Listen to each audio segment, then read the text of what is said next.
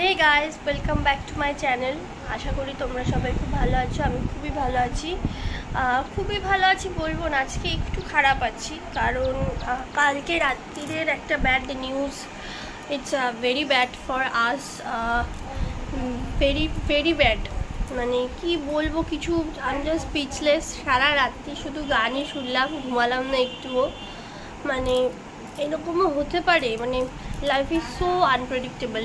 So মানে কি বলবো, কে কতক্ষণ বাজবে কিছুই জানি না। মানে আমার one of my favourite singer, উনি আমার খুবই পছন্দের ছিলেন, but he is right now no more. আর আশ্চর্যভাবে লাস্ট গানটা এটাই গিয়েছিল, মানে মানে মানা যাচ্ছে না। যাই হোক, ঠিক আছে। আজকে হচ্ছে 1 জুন আর আজকে হচ্ছে বুধবার। Welcome back to my blog. আশা করি তোমরা সবাই খুব ভালো আছো, সবাই খুব ভালো থাকো। আমাদের জীবনটা খুব ছোট্ট। আমি একটা জিনিসই ভাবি, আমাদের জীবনটা খুব ছোট্ট। কখন কে মরে যাব, কখন কে বেঁচে থাকবো, কেউ কিছুই জানি না। ধরো আজকে যে কেকের সাথে যেরকম ব্যাপারটা হলো, তো সেখানে দাঁড়িয়ে আমি বলছি, এই যে সবাই যে সুইসাইড করছে, হ্যাঁ, মানে কোনোটার সাথে কোনো লিঙ্ক করা যাচ্ছে না না।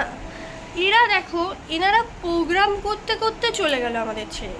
আর এদের, আর যারা ধরো কমিটেড সুইসাইড, সবার কথা আমি বলছি না, কিছু কিছু পার্টিকুলার যাদের 21 বছর, 22 বছর, 18 বছর বয়স, ছোট্ট ছোট্ট ব্যাপার, কি রিলেশনশিপ ওয়ার্কআউট করছে না, ছেলেটা আমাকে ডিচ করলো, মেয়েটা আমাকে ছেড়ে চলে গেল, এসব ছোট্ট ছোট্ট ব্যাপারে সুইসাইড করো না তোমরা। আমাদের জীবনটা খুব ছোট, আর আমরা অনেক ভালো কিছু করেছিলাম যার জন্য আমরা মানুষ হয়ে জন্মেছি। নিজেদের প্রবলেমগুলো নিজেরা মুখে বলতে পারি, অন্যের প্রবলেমগুলো শুনতে পারি। আজকে কুকুর বিড়ালদেরকে এরকম হয়, কুকুর বিড়ালদের যদি কোনো সমস্যা হয়, তারা কি কখনো আমাদের সাথে শেয়ার করতে পারবে? সেটা কখনোই পারবে না। তো আমার জীবনটাকে উপভোগ করো যতটুকু তুমি বাঁচবে, এনজয় ইয়োর লাইফ। সো অনেকটা বক্তৃতা দিয়ে ফেললাম, আর দেবো না, ঠিক আছে। আজ 1 জুন, ব্লগটা দেখতে থাকো, আশা করি তোমাদের খুব ভালো লাগবে। আজকে আমি একটু লিটল বিট টায়ার্ড, বাট তাও আমি চেষ্টা করবো ভালোভাবে ব্লগটা করার। আর কালকের ব্লগটা আমি সবে পোস্টে বসিয়েছি, হয়ে যাবে 1 ঘন্টার মধ্যে পোস্ট। দেখতে থাকো ব্লগটা। Good morning everyone. So hey guys, এখন আমি যাচ্ছি লাঞ্চ করতে। আজকে অনেকটা লেট হয়ে গেছে, এখন 2:58 বাজে দুপুর। এখন আমি লাঞ্চ করতে যাব। চলো তোমাদেরকে দেখিয়ে দিই আজকে আমার লাঞ্চে কী কী আছে। তারপরে আবার 4:45-এর আমাদের শো আছে, বেলা শুরু, যে মুভিটা অনেকদিন ধরে দেখবো ভাবছিলাম।